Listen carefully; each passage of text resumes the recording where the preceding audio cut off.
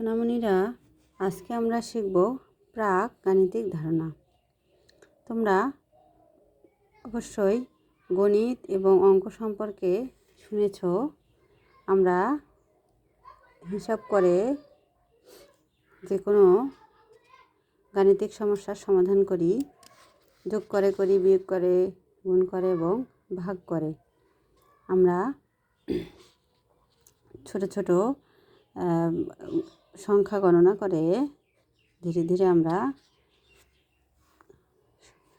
সংখ্যা চিনব এবং লেখা শিখব। তার পাশাপাশি আমরা ছোট বড়, মোটা চিকন সম্পর্কে ধারণা লাভ করব। তো আমরা এখানে দেখতে পাচ্ছি, আমাদের এখানে আছে ছোট ও বড়। দেখো, আমরা এখানে দুটি গাছ দেখতে পাচ্ছি, একটি গাছ ছোট এবং একটি গাছ বড়। তোমরা এখানে যে নির্দেশনা দেওয়া আছে, ছোটোগুলো রং করি, যে এটা যে গাছটা ছোট সেই গাছটা তোমরা রং করবে। আবার এখানে দেওয়া আছে দুটি বল, একটি বড় এবং একটি ছোট। তো ছোটোগুলো আমরা এখান থেকে রং করব। একটি বড় বিড়াল, একটি ছোট বিড়াল। এখানে ছোট বিড়ালটি আমরা রং করব।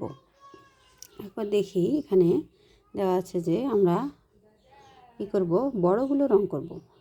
তো এখানে দুটি পুতুল দেওয়া আছে, যে পুতুলটি বড় সেটি তোমরা রং করবে। দুটি গাড়ি থেকে যেটি গাড়ি বড় এবং দুটি বাঘ থেকে যে বাঘটি বড় সেগুলো রং করবে। এভাবে আমরা আমাদের বইয়ে ছোট এবং বড় চিহ্নিত করে এখানে ছোটোগুলো লাল রং এবং বড়গুলো আমরা সবুজ রং করব। এবার এখানে দেখো মোটা এবং চিকন, এখানে দেওয়া আছে মোটাগুলো রং করি। বই দুটি আছে, একটি মোটা একটি চিকন, এবং মোমবাতি আছে দুটি, একটি মোটা একটি চিকন। এখানে দুটি দেওয়া আছে, এখানেও আমরা বড়গুলো মোটাগুলো রং করব। আবার এখানে দেওয়া আছে চিকনগুলো রং করি। দুটি বোতল, দুটি বাঁশের কাঠি এবং দুটি বেগুন দেওয়া আছে। আমরা এখানে যেগুলো চিকন আমরা দেখে দেখে চিকনগুলো রং করব। এভাবে আমরা আমাদের বইয়ে দেওয়া আছে সব নির্দেশনা অনুযায়ী মোটাগুলো নীল রং এবং চিকনগুলো কমলা রং করব।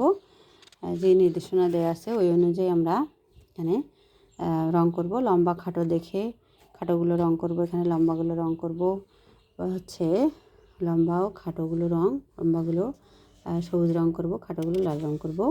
এভাবে আমরা মোটা চিকন, ছোট বড় এবং লম্বা ও খাটো সম্পর্কে ধারণা লাভ করব। এখানে দেওয়া আছে উঁচু এবং নিচু পাহাড়।